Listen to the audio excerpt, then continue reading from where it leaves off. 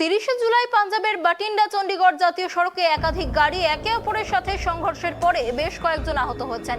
কর্মকর্তার মতে বাটিন্ডার দিক থেকে একটি গাড়ি আসছিল এবং সেই গাড়িটি 4টি গাড়িকে ধাক্কা দেয়। অন্য গাড়িগুলি বাটিন্ডার দিকে যাচ্ছিল।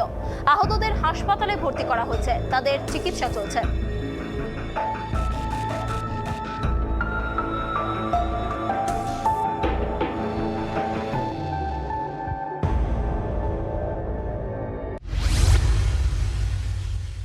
31শে জুলাই জম্মু কাশ্মীরের আরএসপুরের আর্নিয়া সেক্টরে পাকিস্তান সীমান্তে অনুপ্রবেশ রুখল বিএসএফ।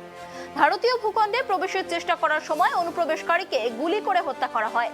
ওই অনুপ্রবেশকারী 31শে জুলাই দুপুর 1:50 সীমান্ত দিয়ে অনুপ্রবেশের চেষ্টা করছিল। তারপরেই বিএসএফ তাকে নিষ্ক্রিয় করে। এক সপ্তাহের মধ্যে পশ্চিম সীমান্তে এটি ছিল নিরাপত্তা বাহিনীর দ্বিতীয়বার অনুপ্রবেশের চেষ্টা। প্রসঙ্গত 24শে জুলাই বিএসএফ সদস্যরা জম্মুর সাম্মা সেক্টরের রামগড় এলাকায় মাদক চোরাচালানের একটি প্রচেষ্টা ব্যর্থ করে এবং একটি সন্দেহভাজন পাক পাচারকারীকে নিষ্ক্রিয় করে।